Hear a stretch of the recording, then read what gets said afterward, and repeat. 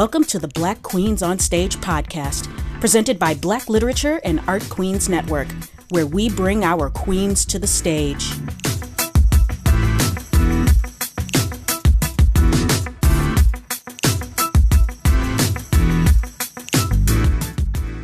You're listening to the recorded audio of a special Facebook Live episode called The Black Actor Conference. To watch the full video version, you can visit the Facebook page at facebook.com/BLAQ Show Michigan or at blaqn.org. Thank you for tuning in and enjoy the episode. Hi, and welcome back to Black Queens on Stage podcast. My name is Ashley M. Lyle. This is where we honor and acknowledge Black women performers and discuss racial issues within Michigan performing venues. And today is the second part of our Q&A for the second half of our entire series, and actually the last episode of this entire series. So today I'm joined here with Dan Johnson, who's like been my ride or die throughout this whole thing. Hello, Miss Ashley. How are you doing today? I'm great. And we also have Krista Eubank from Open Book Theater, who's also moderating again for us today. Hi, Krista. Hi. So we didn't get any questions in the email, but we will answer your questions towards the end of all of this. But right now, what we're going to do is we're going to talk about the survey answers and results, and we're also going to introduce a statement that Dan and I have been working on called Towards an Anti-Racist Michigan Theater. So let's get down to these survey points. I'm going to log off. Put your questions in the chat, and I'll be looking at those while these two talk to you, and I'll be back for the Q&A. But I'm going to hand it over to you guys for this. Thank you, Krista. Thank you, Krista. So this survey, First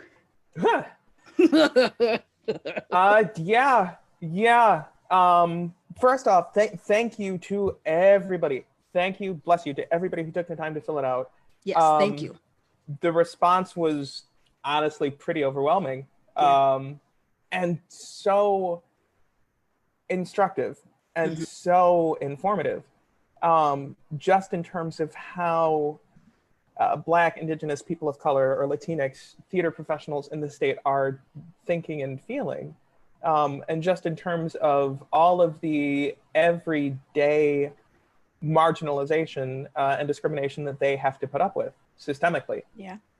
Some of it was extremely surprising to me. Well, but this whole series, Ashley, has been extremely informative and in some ways very surprising to me.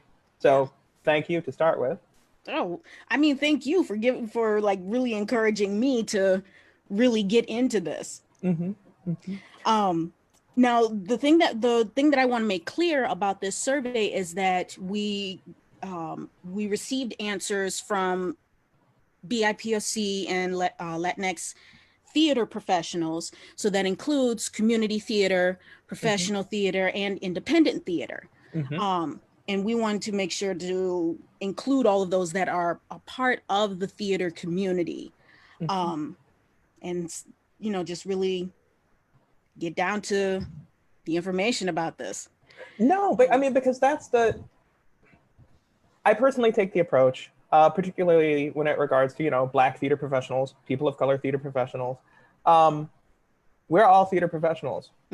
If you're getting up on a stage and doing the thing, you are a theater professional. Exactly. And I personally make no distinction between community theater, semi-professional theater, educational theater, academic theater, if you are a young theater professional in a collegiate setting, of course, or if you're a teacher in a collegiate setting, of course. Non-equity professional theater, equity professional theater, it's all theater.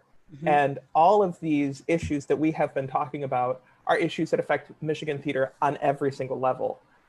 So I thought it was a really great idea and really important to engage everybody in the Michigan theater community. Yes, absolutely. Because Dan and I we're both professional actors. However, we wanted to make sure that we didn't miss anybody within the theater community as we were building this. So What should we start off with first, Dan? Well, let's start off maybe with survey design. Yes. Okay. So the initial idea for the survey came out of discussions that Ashley and I had been having in terms of being able to reach out to as many Black, Indigenous, people of color, Latinx theater professionals as possible throughout this process. Because we had been noticing that we'd been getting wonderful response in general from the Michigan theater community. And we'd been getting a lot of great questions, and we'd been having a lot of great discussions. But also, I mean, I will say on my end, privately, having discussions with Black theater professionals specifically, I was noticing a hesitation to come forward publicly and discuss a lot of these issues, which honestly makes complete sense to me because all of us want to work. All of us love theater and want to stay employed in it.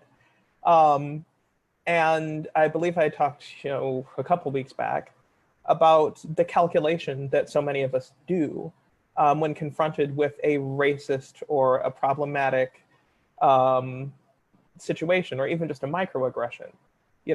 Analyze it. If I say something about this, what will be the effect? If I say something about this, will anything be done? If I say something about this, will I be considered difficult? If I say something about this, will I have the opportunity to continue doing what I love? So it wasn't unsurprising.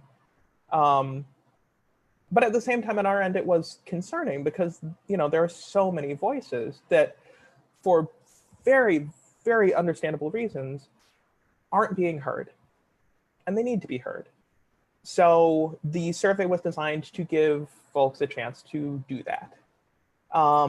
In terms of writing the survey, in terms of coming up with the questions, the two main things I was trying to determine or trying to build in was, one, to allow a place for Black, Indigenous, people of color, Latinx theater professionals to share safely and anonymously their experiences.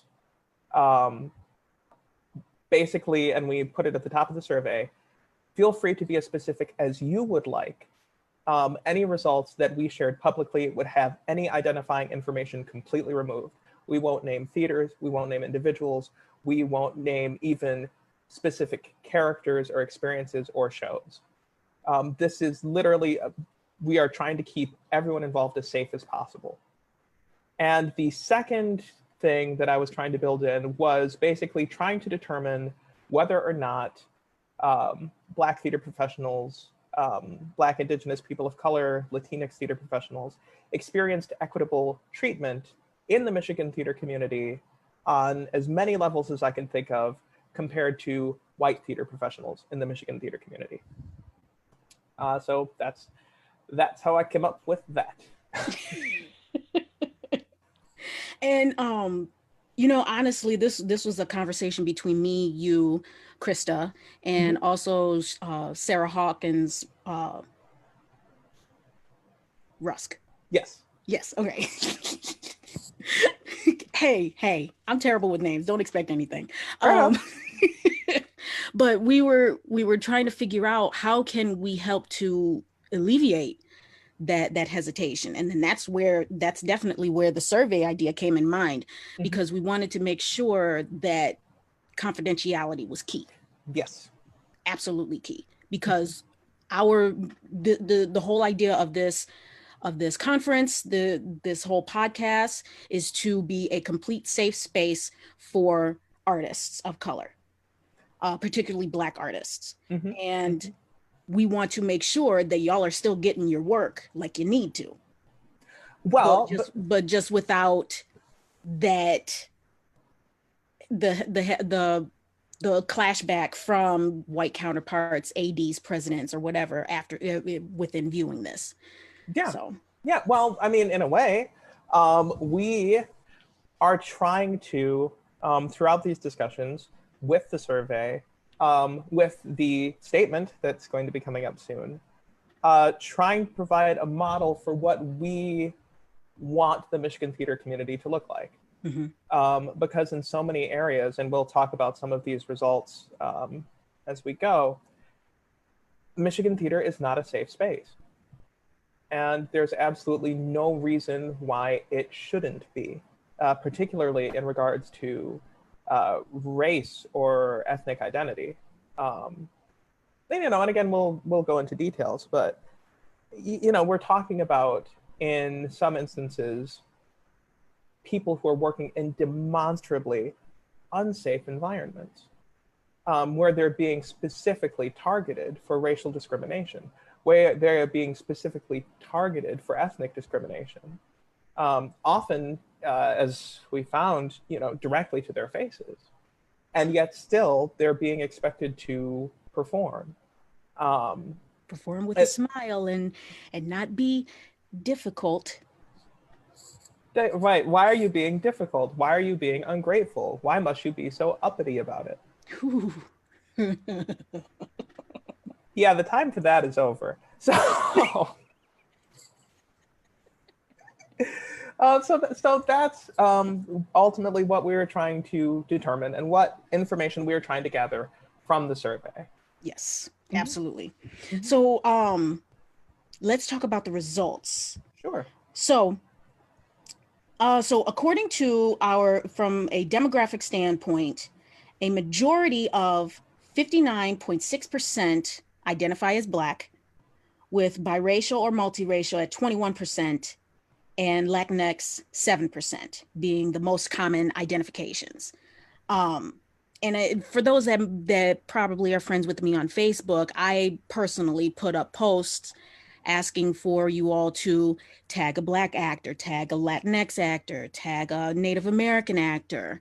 Mm-hmm. And it was very surprising because I used that as a way to gauge what this survey was going to look like, mm-hmm. and to also shed some light on, other actors of color that nobody really knows that much about or is aware of.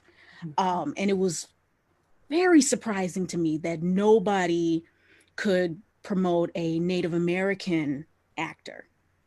That was very surprising to me.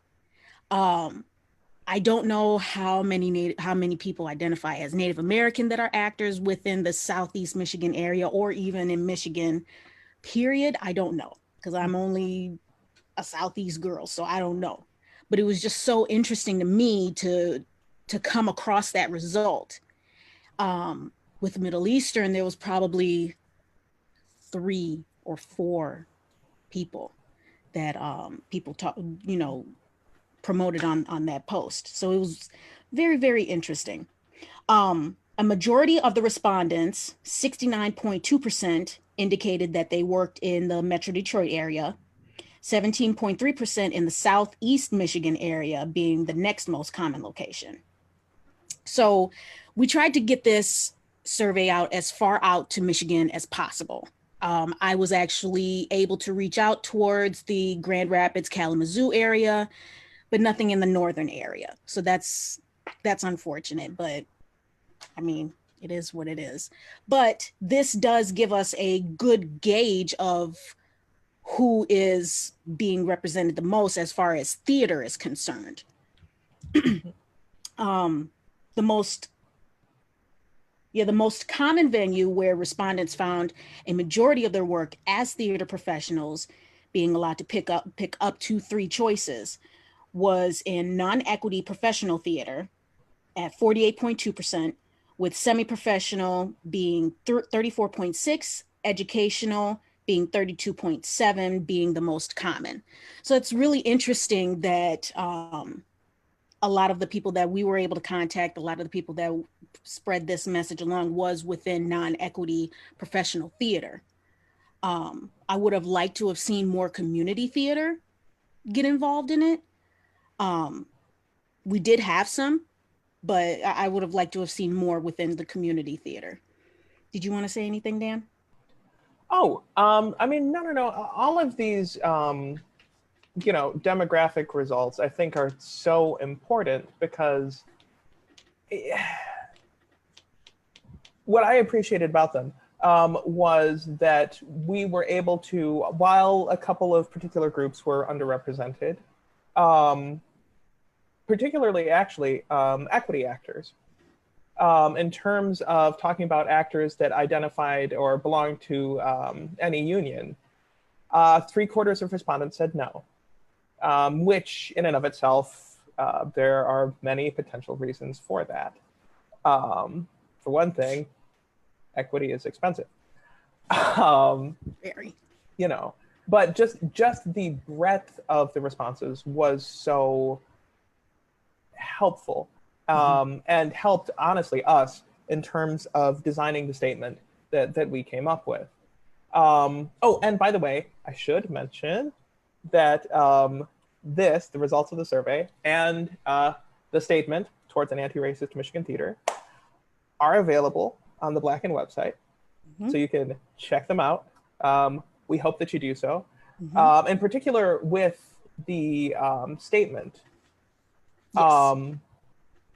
And keeping in mind that in terms of feedback from, Black, Indigenous, people of color, Latinx theater individuals, I personally, and I'm sure Ashley would as well, love for this to be an ongoing conversation. Absolutely. Because it needs to be an ongoing conversation. So to that end, please feel free to email blackshowmichigan@gmail.com. Please feel free to reach out to either one of us directly.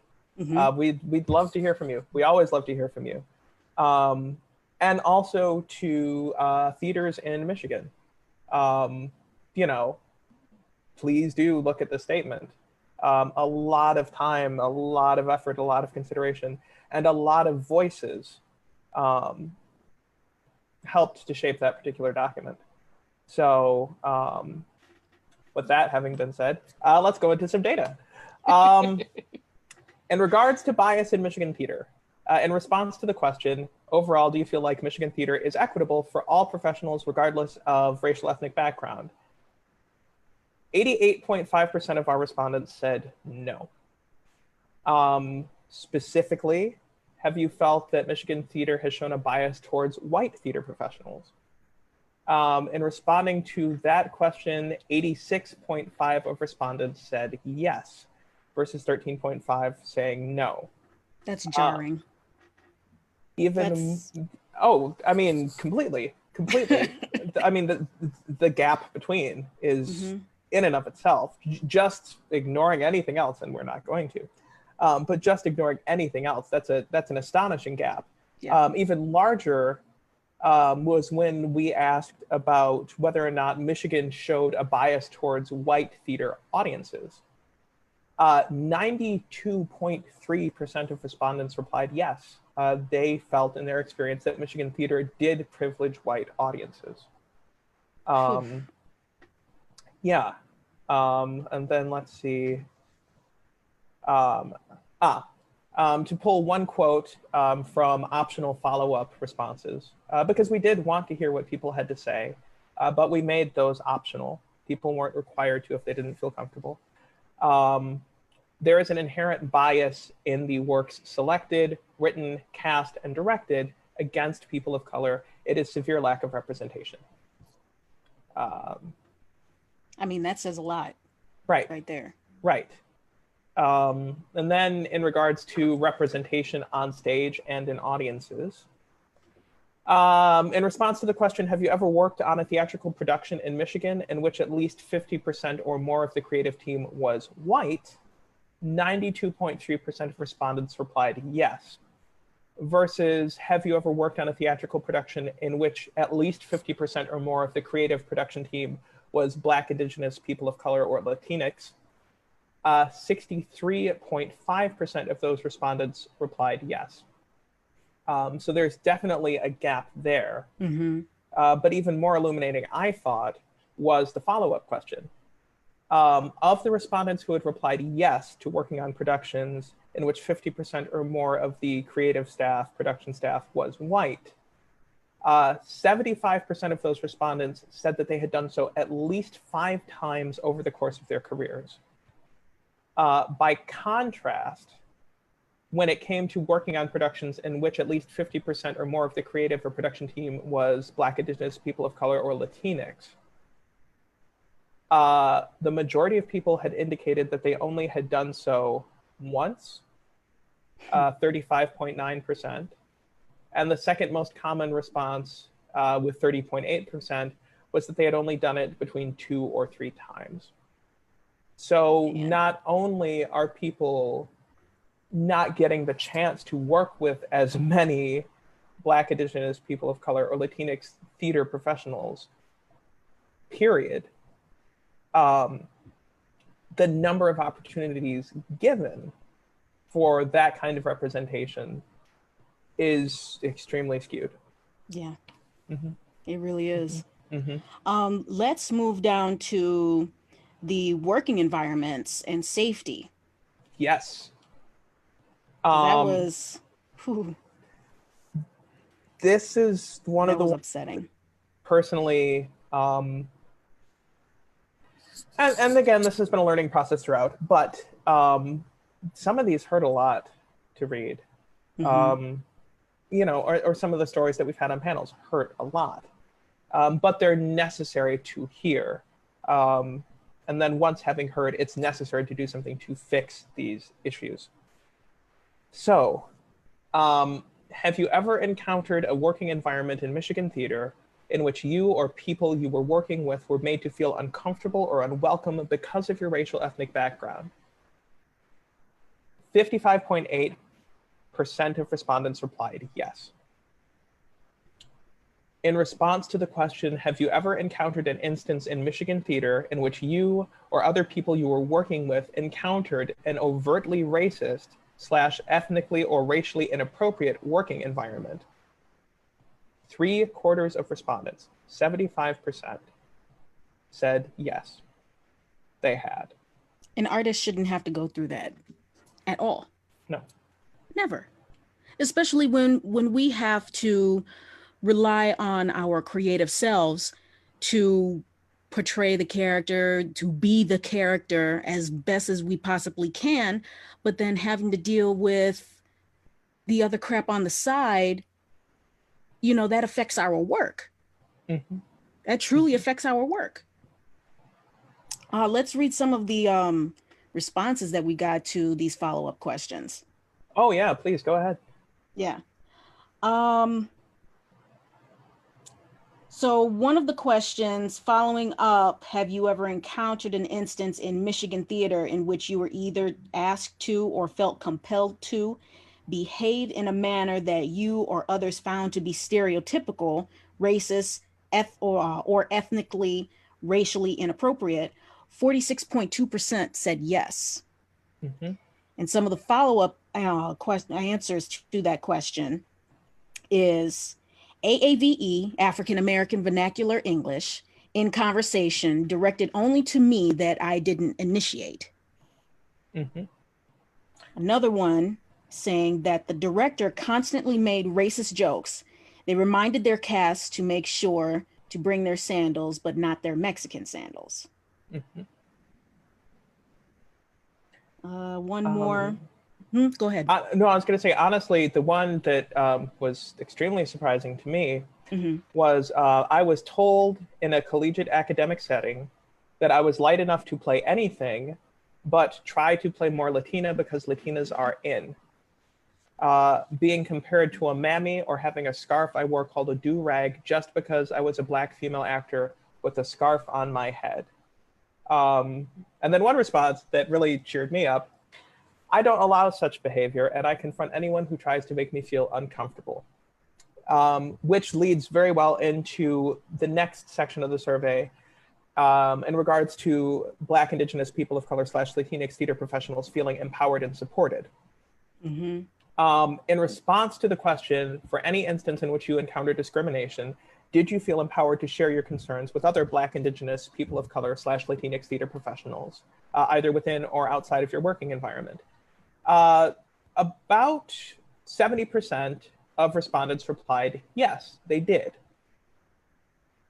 Compare that to, for any instance in which you may have encountered discrimination in Michigan theater based on your racial ethnic background, did you feel empowered to share your concerns with white theater professionals? Only 36.5% of respondents replied that they felt comfortable in doing so. And then in response to the question for any instance in which you may have encountered discrimination in Michigan theater based on your racial ethnic background, was the problem ultimately resolved to your satisfaction? 63.5% of respondents replied no. And some follow-up responses, quote, the few times I have brought up issues regarding my race and my treatment within a primarily white theater environment, I was brushed off and nothing was done. My concerns were entirely ignored and I had to suck it up to get the paycheck. This one, which is one that I personally have encountered, the issue was dealt with when they were aware that someone was watching them. Once the presence was gone, they relaxed. This is something that we have tried to counteract in our statement. Often no change occurs. I'm given lip service, but no action. Like this is honestly, truly upsetting. It really is. Because a person shouldn't have to go through these kind of things. Nobody should.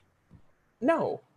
I mean, because we're talking about safety and inclusion. We're literally talking about, if I have a problem with something, do I feel comfortable and safe in speaking up and out about that problem? Mm-hmm. I mean, if you were talking about a scenario when, to pick the example that I go to in my head, Spider-Man Turn Off the Dark.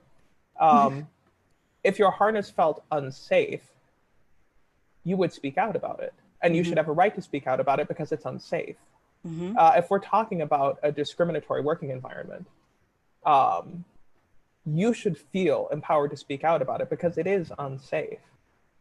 And yet, in so many instances, people don't. Right.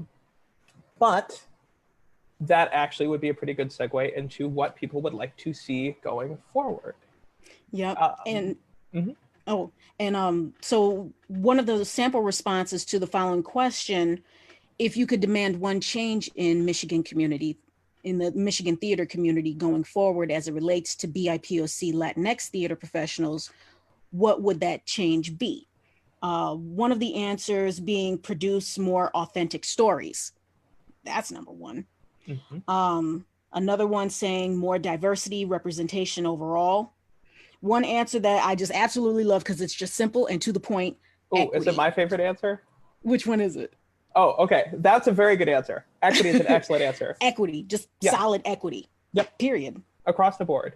The one that captured my heart, and I quote, admit to your racist shit so we can move forward in truth. Goddamn. Because that is what it is. That's what it is. Yeah. You know? And so, moving forward, Ashley and I and our amazing panels that we've had have talked a lot about the issues that we face as Black professionals in theater, as Black, Indigenous, people of color / Latinx individuals working in theater in Michigan. We have talked a lot about these issues. What is a way forward? So, our statement toward an anti-racist Michigan theater. Let's see, where should we start? It's broken into a few sections. I'll start there. There is a foreword. I'll read a little bit of that. First and foremost, the following statement is not meant as an attack, nor is it written from a place of malice or revenge. Rather, it is written out of a sense of urgent insistence and from a place of hope. In the aftermath of the horrific, senseless, and racially motivated murders of George Floyd, Breonna Taylor, Ahmaud Arbery, Nina Pop, Tony McDade, Dominique Remy Fells, and far too many others, even in the midst of the global COVID-19 pandemic, a pandemic that has in the United States brutally and disproportionately affected Black Americans and other people of color, including Native Americans. Black, Indigenous people of color / Latinx Americans are now, more than at any point in recent history, demanding that the United States begin to finally dismantle institutions built on systemic racism and to begin the work of building a more just, equitable, and inclusive future for all Americans. Here in the Michigan theater community, theaters across the state, at all levels, community, educational, semi-professional, non-equity professional, and equity professional alike, responded with words, images, and statements of solidarity, of partnership, and of willingness to listen and act. Black, Indigenous, people of color / Latinx theater professionals across the state of Michigan now insist that Michigan theaters live up to those statements, not just through words, but through actual, actionable, and transformative change. Black, Indigenous, people of color / Latinx theater professionals recognize that change of this nature will inevitably be imperfect at first, and that change is an ongoing process. By that same token, Michigan theater must recognize that transformative change, though imperfect, must be both an ongoing process and a permanent commitment. Michigan theater has, in its past, attempted to mollify Black, Indigenous, people of color / Latinx theater professionals through performative allyship. This has not worked in the past, and it absolutely will not meet the present moment, nor will it meet the future to come. Black, Indigenous, people of color / Latinx theater professionals recognize that for many individuals in Michigan theater, particularly white theater professionals, there may be fear, hesitation, or anger involved when it comes to accepting how they, either individually or collectively, have contributed to the current culture of discrimination and erasure in Michigan theater. Instead of indulging in those feelings and allowing them to once again manifest in privilege that halts the work of transformative change, Black, Indigenous, people of color / Latinx theater individuals demand instead that these individuals open their hearts and minds to those among them who have experienced and will continue to experience the painful and degrading effects of such manifested privilege against them, and yet who nevertheless have responded by opening their own hearts and minds to the Michigan theater scene with passion, commitment, and joy. And in that spirit, one of open hearts and open minds, Black, Indigenous, people of color / Latinx theater professionals hope that now they will finally be truly seen and heard by their peers, and that Michigan theater will engage them as it begins the joyful work of transformation into a safer, more vibrant, more inclusive, and more equitable place for all in the Michigan theater community. So that's where we're at. Yeah. Go ahead. So, trying to pick a good spot. Mm-hmm. So, go ahead. I was just going to mention the way that we break it down from there. Mm-hmm. There are 3 sections to the statement. The first is recognition. The second is reflection. And the third is action, because we felt that in order to fully comprehend the work ahead of all of us, there needed to be time to recognize the problem. There needed to be time to reflect on the problem and to truly understand the problem. And then, we need to act. Yes, absolutely. And just a reminder, because I'll be reading just key points from each of the sections, but the entire statement, the entire survey analyst will be on the BLAQN.org website. Mm-hmm. And you just go to the section that says Our Voices, and both will be there on that page. Yes. So recognition and acceptance that Michigan theater has operated for years in such a way as to routinely champion whiteness in all forms, from privileging white stories to privileging white artists to privileging white administrative staff and privileging white audiences. Those decisions were made at the expense of giving voice to BIPOC Latinx stories, giving chances to BIPOC Latinx theater artists, giving opportunities to BIPOC Latin theater administrators, and creating a theater that could be more fully shared and enjoyed by BIPOC Latinx audiences. Recognition and acceptance that even in situations in Michigan theater where BIPOC Latinx artists were asked to participate, or BIPOC Latinx characters' stories were depicted, or administrative staff were asked to contribute, or audiences did attend in all of the above situations, individuals were almost always asked to participate within the context of whiteness. Almost no accommodation was truly made for their perspectives, their concerns, or their artistry and the experience, and almost no effort was made to understand them from the particular cultural context or experience. The expectation was not that Michigan theater would expand its definition of what theater could be to include BIPOC Latinx, but rather that BIPOC Latinx shrink themselves to fit within the confines of whiteness in Michigan theater, and furthermore, that those asked to do so should not only do so without complaint, but be grateful for the opportunity to be asked to do so. Let's move down. Recognition and acceptance that this current situation and these problems are ultimately not the responsibility of BIPOC Latinx artists, professionals, audiences to solve on their behalf of Michigan theater. Rather, it is imperative that Michigan theater address and solve these problems on behalf of BIPOC Latinx artists, professionals, and audiences. BIPOC Latinx theater professionals, audiences may choose to assist theaters in addressing the problem in whatever way they feel comfortable, or they may choose not to. But as racism is institutional in American school systems, the American prison industrial complex, American police systems, etc., so is racism institutional in Michigan theater, and it is up to the institutions themselves to address the problem, to address and solve the problem. Mm-hmm. Mm-hmm. So now we're in the section of reflection. And first one is examination of the theater as a creative institution. And I'm just going to bullet point these because we'll have to move on, okay? We covered a lot. We got did. a lot. We did. Play selection, casting practices, creative teams, administrative personnel, apprentices and internships, equity in compensation, board of directors, workplace safety concerns and speaking up, and audiences. Now we've moved on to the action.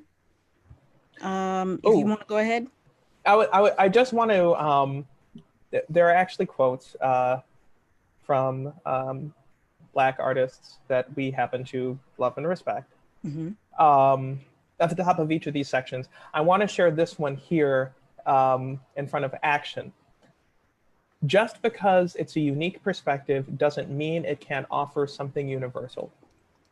Absolutely. And that quote is from Lynn Nottage, who, of course, is an astonishing playwright. You need to read her work. Yes. Homework. On top of fixing Michigan theater, read Lynn Nottage. Read Intimate Apparel. Read Sweat. Mm-hmm. But I wanted to share that quote because I wanted to put it there as a reminder that I think a lot of times there's this preconception, and I would argue a misconception, that stories about Black experiences, stories that center Latinx voices, stories that involve Indigenous people, stories that involve people of color, the Asian American experience, somehow are inaccessible to white audiences, mm-hmm. Or to white creative staff, or to white administrative staff. I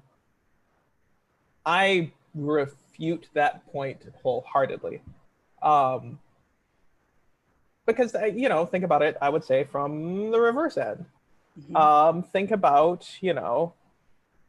Black theater professionals such as myself that have been able to watch shows that I would argue center whiteness or white perspectives. And yet I'm still able to find a human connection in them, in terms of, well, might it be harder for white audiences to understand a story told from a Black perspective? There may be things that you don't understand. There may be things that are unfamiliar. But as my colleague Ashley always likes to say, Google is your friend. Ask Google your questions. It will help. Tremendously. Yes, but there's still a fundamental humanity. And I think when we talk about theater, all of us are engaged in the work of fundamental humanity. I truly believe that theater is a space for all of us to come together and to experience a transformative event. Absolutely. You know, so I just want to put that out there before we start talking about action. Right. Go ahead. And let me just go ahead and add that while I do appreciate everyone tuning in and watching us and, you know, trying to figure out how are we going to make things better, just remember that this what I've created, what Dan has helped me to create, this is just a stepping stone. I can't stress enough that the other theaters, Black-owned theaters, Black and Brown theater, those need tremendous support from everyone, and not just Black people, not just Latinx people, not just people of color, but from everyone. Well, go see the work that Black and Brown theater is doing. Yes. Go see the work at these theaters, because we can't move forward if you're not willing to support. And I also will say, guarantee, go see the work at these theaters. You will see stars of the future. I guarantee it. I can point to so many, just in Black and Brown theater, that I have seen in Black and Brown theater productions and gone on to do fantastic work on stages, you know, at the Ringwald, at the Dio, at Detroit Repertory Theater. You know, we are out here, and we have been spectacular for a while. And I will also put in a plug. Younger theater professionals need the encouragement. They need the support. Yeah. And they deserve the support. Not just from us, but from everybody. So there's that. Yes. And then action. Yes. So action is broken into two categories. One for all theaters, which basically means community, educational, semi-professional, non-equity professional, and equity professional. And specific subsections for non-equity professional and equity professional theaters. Why that particular breakdown? Relatively speaking, non-equity professional theater and equity professional theater are where more of the resources are. And those that can do more should do more. But there are a couple of things here that I want to touch on in terms of action for everybody that I think have to be baselines going forward.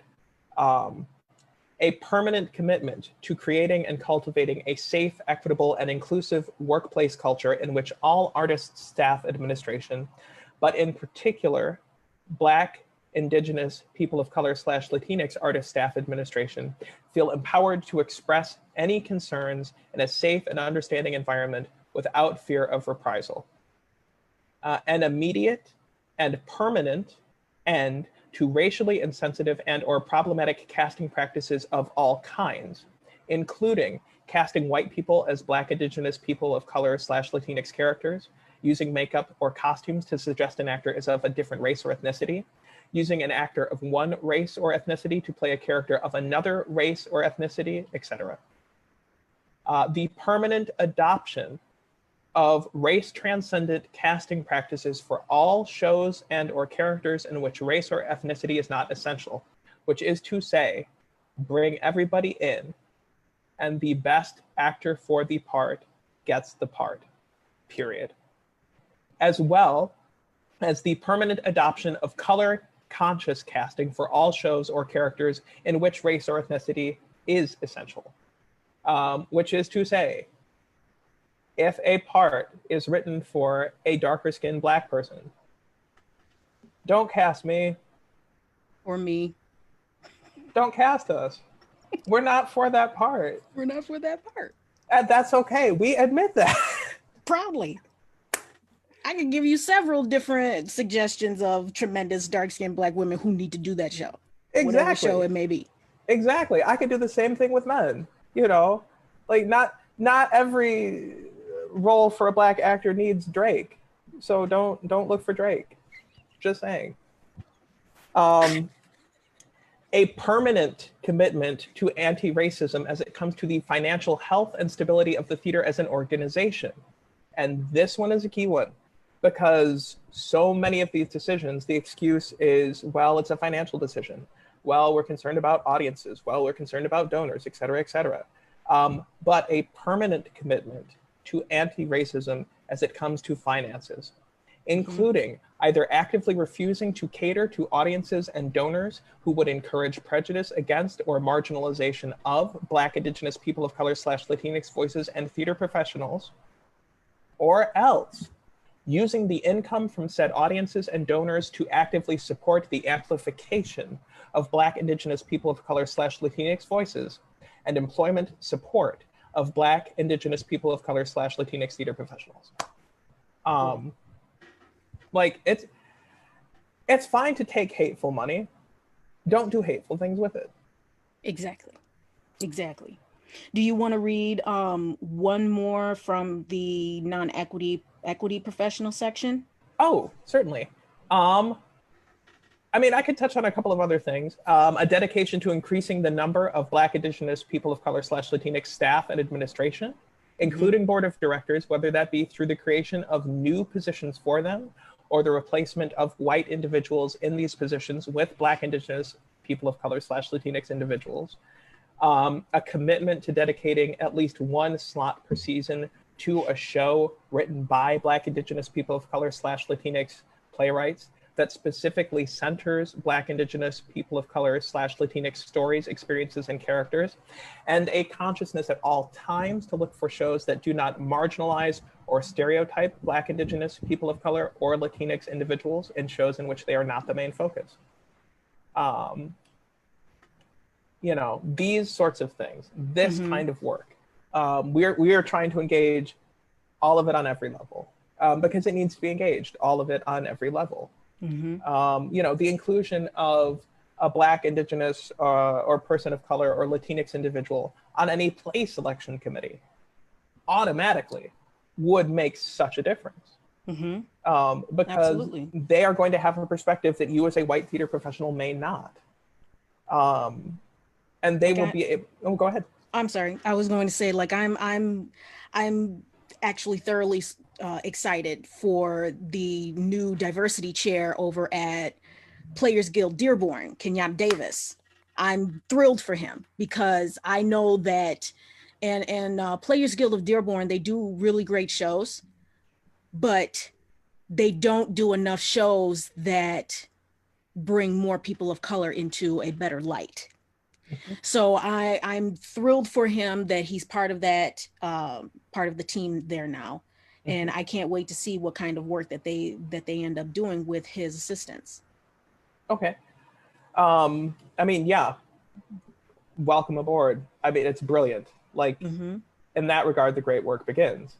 And it's going to need to continue to happen, but that's such a great example of how already actionable and transformative change is happening.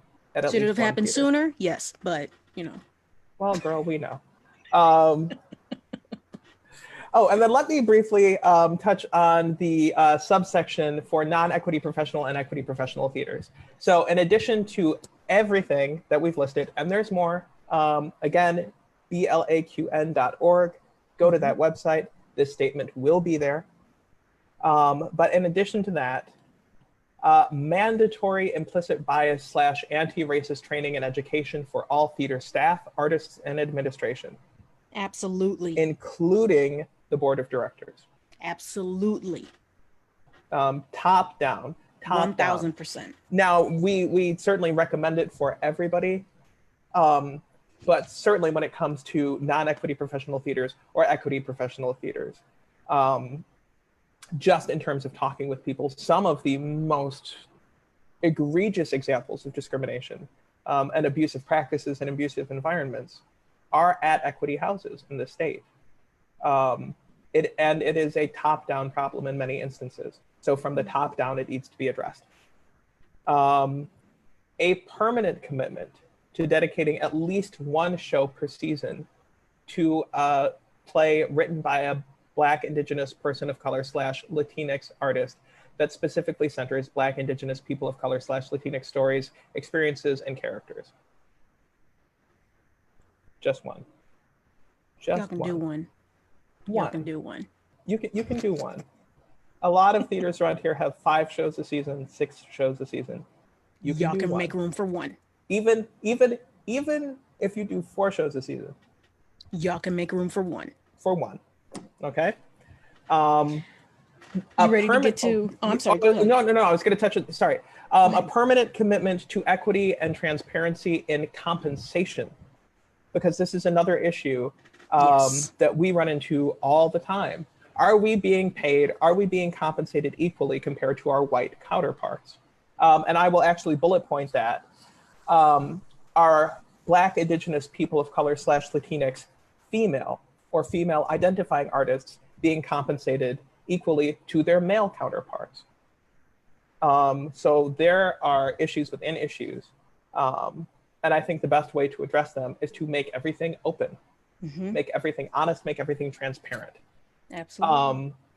For theaters with apprenticeship / internship programs, this one is so important to me, because when we're talking about apprentices, when we're talking about internships, we are talking about the future of our profession. We are talking about, in many ways, why am I getting emotional? We are talking about those individuals in Michigan theater who should be considered the most important. They do so much work. They are looking to theaters. They are looking to us in many ways to help discover who they are, not only as artists, but as people. We have a responsibility to them. That's something that I personally take seriously, as you can tell. But a permanent commitment to seek out Black, Indigenous, people of color / Latinx apprentices, and to include, as part of any apprenticeship or internship class, no less than 1/3 Black, Indigenous, people of color / Latinx apprentices going forward. It should not be that an internship program hires 1 Black apprentice or intern every 5 years. It should not be that a theater can't recollect the last time they had a Latinx apprentice or intern, or if they ever have had one. It is 2020. We can and must do better than that. So there's that. You good? I'm good. Are you good? I'm good. Okay, so Krista said that we have at least one question from our people in the chat, and then we also wanted to retouch on some of the questions from the part 2 as well, because I feel like we didn't really thoroughly answer the questions as best as we could, because we were caught up in our own stories. So whenever you're ready, Krista. All right. Thank you guys for all the work that you have been doing. And you're getting lots of positive reactions in the chat. Well, thank you for all your help too. You're busy talking, but you're beautiful. So thank you for sharing all that. So a question that came in was about the "We See You," sort of a more national-wide statement has recently been put out just this week. I know you guys are working on it your statement well before this. It's a 31-page statement, and I'll drop the link in the comments in just a minute, but you read it later because it's 31 pages.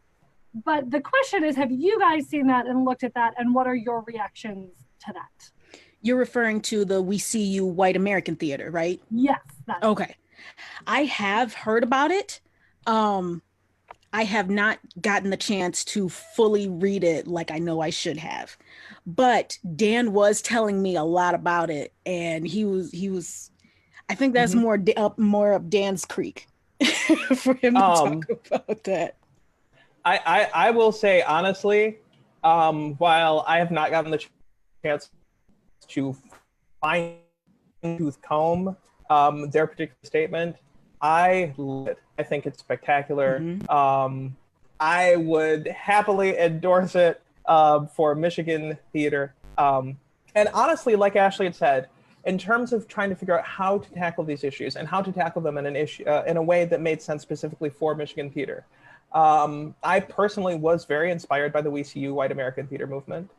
I also was very inspired by a statement I read by the People of Color Affinity Group of the American Repertory Theater, who issued a statement to the American Repertory Theater describing in detail for them the ways that they needed to address their issues of systemic racism. Obviously, the We See You White American Theater document is much more thorough. Obviously, 31 pages. Because there might have been a couple more people involved. Right. But I mean, I love and respect so many of the people behind it. I mean, we're talking Rajiv Joseph, we're talking Lin-Manuel Miranda, we're talking David Henry Hwang, we're talking Lynn Nottage, we are talking about so many guiding lights of the American theater scene when it comes to Black, Indigenous, people of color / Latinx artists, voices, champions. And if you're just looking for something to read, pick a name on that list. Read up on the work that they've done. I guarantee it's going to be inspiring and amazing.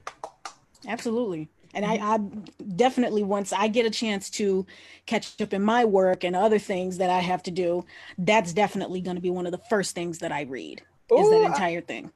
I love it. I love it. I'm just looking at it and I'm seeing demanding the formation of Black, Indigenous, people of color entertainment unions. Ooh. Sounds juicy. So good. So good. Sorry. Excellent. So for further reading, but read Dan's statement first, and that'll be on the website later today. Yes. If there are questions, feel free to stick them in the comments on Facebook, or you can DM me, and I am making sure that I check those. I missed a couple last time. But we did have a couple of questions that we touched on last time that we wanted to come back to. So I'll hit those if nothing else comes in. Let's start with, what are the necessary steps white theaters need to take to have one or all of the three elements of Black theater, which would be an all-Black cast, a Black director, and or a Black script by a Black playwright. And this, you guys were talking a little bit about this at the end of your action stuff. So what are some steps that theaters can take to make that happen? Well, definitely, especially if you're looking for an all-Black cast or just to add enough Black people in a cast for a show, you have to make sure that whatever audition notices that you're putting up, you have to make sure that you're saying that you're being inclusive to, or that you have to be specific. First of all, if you're looking for Black people, you have to be specific. We are looking for A, B, and C, and D for Black actors for this show, whatever their age group is, whatever their gender identity is, what have you. Be specific. Specificity is key, especially when you're looking for an all-Black cast, or if you're looking for an all Latinx cast or all Asian. Be specific, and then make sure that you're respecting whatever is written in the story. For example, if you're doing Miss Saigon, you have to have Asian people in that show. You have to. You can't do that show with all white people. You just cannot. Oh wait, but Jonathan Pryce though. Anyway, no, but I would completely agree. Specificity is one of the essential keys to working on these shows. Acceptance of the unknown, I think, is another one. A play like, for example, to name one, Paradise Blue, that was done at Detroit Public Theater.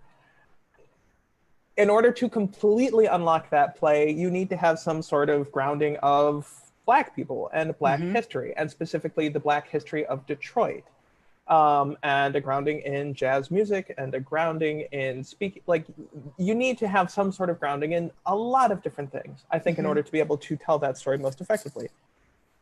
You may not have a grounding in any of those things. That is okay. Just be willing to put in the work to get that grounding. Because to understand, it's basically understanding that not doing that work ultimately does a disservice. I personally, because I'm a big research type person, I view it as a sign of disrespect. Yeah. And I'm glad that you brought up Paradise Blue, because with Paradise Blue, what Detroit Public did, they made sure from from the very top of the show to even their costume and hair designer was Black. You know, they made sure that they had a director that understood the nuances within that story. They understood that they had to have Black actors for that story because you're telling about Detroit's Black Bottom. You can't progress a story like Detroit's Black Bottom without a Black cast. And then the other part with their costume and hair designers, they made sure that their designers were Black, so that way they knew, especially with makeup and hair, they knew that they wanted to make sure that the hair and makeup was on point. And I know this for a fact because I got the chance to actually speak with Andrea Patterson, who played Silver in that show. And she said that Goldie, who was the director, she made sure that she had a Black makeup and hair artist come in from New York that also knows Dominique Morissau and work on the show to make sure that the hair, makeup, everything was perfect. So it's definitely really important to have a Black director directing a Black show. Does that mean white people can't direct a Black show? Not necessarily, but you have to make sure that you listen to your actors and listen to other Black theater professionals that are helping you with the show, or either they're in the show or they're not in the show, but you have to listen to them so that when you understand, as a white director directing a Black show, that you understand the nuances and why some things are being said and why you can't say some things. Cool. So much of what I hear is about the culture. And I think too, like you guys have talked a lot about what can be done in overall structure to create sort of trust. And so much I know from running a theater is about building relationships. And the more that we build these relationships, then the easier this will be harder at first, and then the easier it'll come. And I love that you guys are talking about working towards it. I think it's an important point. Speaking of, let's jump from that to the question that sort of the statement that theaters have a bad habit of casting BIPOC actors in roles that are stereotypical and harmful and further perpetuate negative connotations. So how can theaters break the cycle of casting them in these harmful stereotypes? Stop picking plays that have harmful stereotypes. That's a start. Basically. Do you notice that there is a maid in your show? And maybe put that one aside. I understand that stereotypes are comfort food, literally, for a lot of people. Goodbye, Aunt Jemima. But just because they feel comfortable, just because they're easier to understand, does not mean that they should be employed, and does not mean that they are not actively damaging. So from the start, be cognizant of how you may be picking your plays in order to conform to stereotypes. I think when it comes to the casting process, and this is another instance in which you want to listen very closely to your actors or to your creative staff. If someone is telling you that something is reading as stereotypical, or if something is telling you that something is reading as problematic or insensitive, and you are a white theater professional working on that show, your response cannot be anything but, I hear what you're saying, how can we fix it? Exactly. Because in a situation like that, that's all that you really can say. You know, and this also goes for like anybody who is a writer, where they are writing a story where they want to include a person of color in it. You have to be careful with how you're writing about them. You know, you don't want to assign any harmful stereotypes to their character. And you also want to make sure that you're not using this POC character as an amplification for this white person on a pedestal. So you have to be careful with that. Yeah. Yeah. Oh yeah, I completely agree. Cool. And then unless something else comes in while you're talking, this is our last question. And again, it's sort of picking up on some things that you guys talked about last week and just going a little bit deeper. Mm-hmm. About reviews and theater reviews. When reviewing a show, some outlets can't look past the actor's skin color. How can those who are reviewing shows do better when addressing Black actors and actors of color? So how can they do better? Don't look at the skin color. Because when it boils down to it, we're an actor just like anybody else. Mm-hmm. You know, we shouldn't be referred to, you know, by negative words like colored or Negro or anything like that, because we are that character and not anything else. I did a show where my sister was white and my twin sister was white, you know, and it shouldn't be anything else past that. She's my twin sister. It doesn't matter, because what you should be concentrating on is the work and how we're progressing the story along. Mm-hmm. The fact that I'm Black, she's white has nothing to do with the show at all. Well, and think back to a skin color is not, you know, it's not a character. Exactly. Race is not a character. Ethnicity is not a character. You know, going back to what you tend to see every Halloween, people posting on Facebook or Instagram or Twitter or whatnot, a culture is not a costume. In scenarios where you see Black people or Indigenous people, people of color, Latinx artists playing characters, think about the character. Mm-hmm. Think about the characteristics of that character. And unless you're talking about a show or a script where race is essential somehow, why assume that it is? Don't stop at that surface of, oh, okay, well, this must be the Black character. No, it's a Black person playing a character. So let me, I'm going to ask a further question on that. So what I'm hearing is unless race is an issue in terms of in the structure of the play or the plot of the play, race doesn't need to be mentioned at all in the review. Exactly. So what if it is an issue? What if it's a part of the script or part of, you know, what's happening in the dynamics between the characters, and you say a reviewer wants to be sure to touch on those? Is there some guidance on language and ways to address it when it is appropriate to talk about race because of the content of the play? I mean, I would say in the first place, keep in mind that language is constantly evolving. If you're going to be talking about race, know what the current terms are. You know what's acceptable, know what's not. Be willing to confront your own prejudices. Be willing to ask. Like, I cannot think of an instance where a reviewer was writing something about a show and needed clarification on something, and asked about that clarification with, say, a director, just to get a point of clarification, and that director saying no. I can't imagine a scenario where a critic might have a question about race, and, you know, they hop on Google, and again, they do research. They research the play itself, and what a playwright's intentions might have been.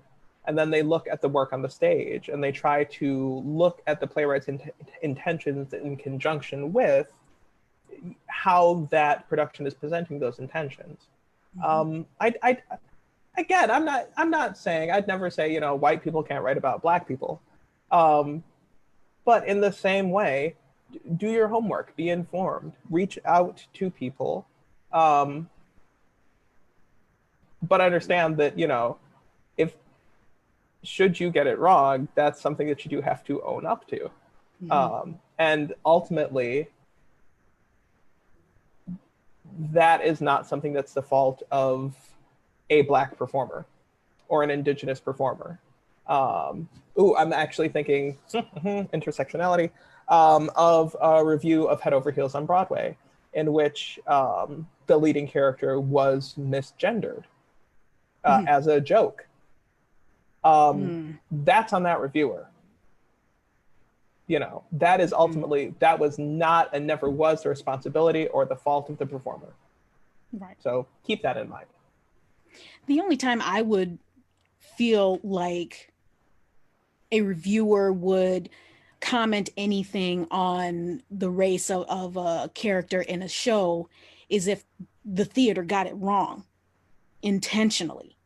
And the reviewer knows, like, say, for example, if a reviewer was reviewing Hairspray and they cast a white person for Seaweed, then yeah, call them out. Yeah. That's just me. Because that theater should know good and well, with a character like Seaweed, they should not be anybody else but a dark-skinned Black man. But other than that, unless the story, the play is about race, then, you know, commenting on the actor's race during a show should not even come up. Excellent. That's no new questions have come in. I keep checking my messages to make sure. We've scared people. You I mean, if they stuck around this long already, I'm just saying, good luck for them, you know, sticking around this long with us. You spoke well and clearly and eloquently on your subjects and gave people more things to look at and think about on the website and BLAQN.org. Yes. So the statement and the survey will be up within an hour after this is over, and you'll be able to read both of them in its entirety, because there were things that we didn't get a chance to really address because of the amount of time that we had. But yes, please, by all means, Dan mostly worked on that the entire time. He put his blood, sweat, tears, feet, toes, everything into it. So well, it's okay. And also because, you know, I am like a golden retriever squirrel. I did pull up the We See You White American Theater statement. The first sentence of the statement is something I'm going to reiterate for our statement. This is a living document. Yes. Particularly in regards to Black, Indigenous, people of color / Latinx theater professionals. Please, we want to keep this going. We want to keep this moving. Engage with us. Send us your thoughts, suggestions, concerns, comments, anything. Because all of us truly, I think, are wanting to get together to unite and hold Michigan theater to account and show ways and demand ways in which it can be better for all of us, a safer place for all of us, a more inclusive place for all of us, a more accepting place for all of us, a more creative space for all of us. That's what we want. Go ahead, Krista. A new question has come in. Hold on, I haven't even had a chance to completely read it. Here it is. Thoughts on the cancel culture movement to cancel Hamilton? Why are we canceling Hamilton? There has been, I've seen some people who are very upset that they feel that the issue of many of the founding fathers having slaves is not covered enough within that it's sort of lifting up these slaveholders. That's I don't know if that's the question's intent, but I've seen a lot of people talking about that. So that would be my best guess as to what the cancel culture around that is. Hey, are you ready? Yeah. No, I was gonna say that before we get to Ashley's perspective. Are you ready for my particular heretical statement? Please. I have not seen Hamilton. I have no comment. Wait, let me close his video out. Wait a minute. Here is a Baby Yoda. Like at all? Really? I apologize to the culture. Really? At all? I did my nails for you. Gorgeous. Thank you. It's called Party at a Bottle. Okay, I will deal with this heretic in a little bit, but what are your thoughts on him? To cover slavery in Hamilton, which is already almost 3 hours long, seems like an injustice to the entire to the entire amount of enslaved people by Jefferson, George Washington, all of these different founding fathers. To cover that, they did. I would say that they actually did cover quite a bit of it. If they did cover anything in deeper depth about slavery in Hamilton, it would steer the entire story away from which was actually about Hamilton. You know, if the entire story about Hamilton is to actually talk about Alexander Hamilton, which actually I personally would like to have seen something a little bit more about a little bit more about his younger days before he got to the States. That's my opinion. But to talk about slavery, listen, Google is your best friend. If you want to learn more about what these founding fathers did with their slaves, I mean, honestly, just look at Thomas Jefferson and his rapey ass. I mean, I'm just saying. Period. But just honestly do a Google search, go to your library, read about these founding fathers, and actually find, because sometimes you won't even find it in the library, but research these founding fathers if you want to learn more about slavery and how many slaves they had, and the whole process about them being slave owners. Do your research. You're not going to find that in a show like Hamilton. You're just not at all. So if I were to tell me if I'm summing this up correctly, because the question was about cancel culture, you would say, don't cancel Hamilton, just do some more research and learn your own. Exactly. Don't cancel it. How do you expect for Lin-Manuel Miranda to cover the entirety of slave ownership between these founding fathers with an already 3-hour-long show? We'd be there all day. Be a different show. It'd be a completely different show. Yep.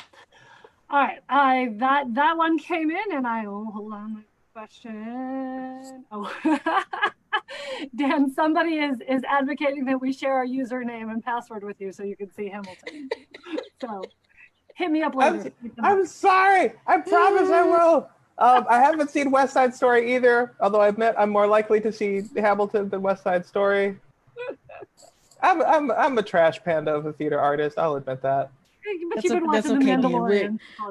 We're gonna make up for this. That's okay. That's okay. We're gonna make up for this. Okay, that's the first questions that I have. Yes. Thank you, everybody that tuned in. Thank you, Krista, for moderating this, even though we had 5 questions. But I appreciate you. I appreciate Sarah. You guys have really just been. Sarah. I can't even just talk about how much of a big help that you guys have been, especially with getting the word out regarding this miniseries, and then especially Dan. What can I say about Dan? You just been such an ongoing motivation for me to do this, and I can't talk about you enough. And why are you doing that with your head? That's great, Dan. You're awesome. Dan is so awesome. I do what I do. Yes. I will reiterate that with Krista and with Sarah. They've been so helpful and so willing to assist with anything from reading through things to moderating to, engaging the community. Yes. Ashley, you're brilliant. You are astonishing in terms of your perspective and in terms of your insight and in terms of your outreach and in terms of your support and in terms of your heart. I'm getting emotional again. I cannot say enough good things. So I won't try. Oh gosh, we're just gonna be sitting on here all day gushing about each other. So, we're gonna let you guys go and we're just gonna keep gushing about each other. But thank you all so much who have tuned in. Thank you for sticking with us through this 4-part series. This is the last episode of this mini series. However, this will not be the end of this conversation. Yes. Please keep this conversation going.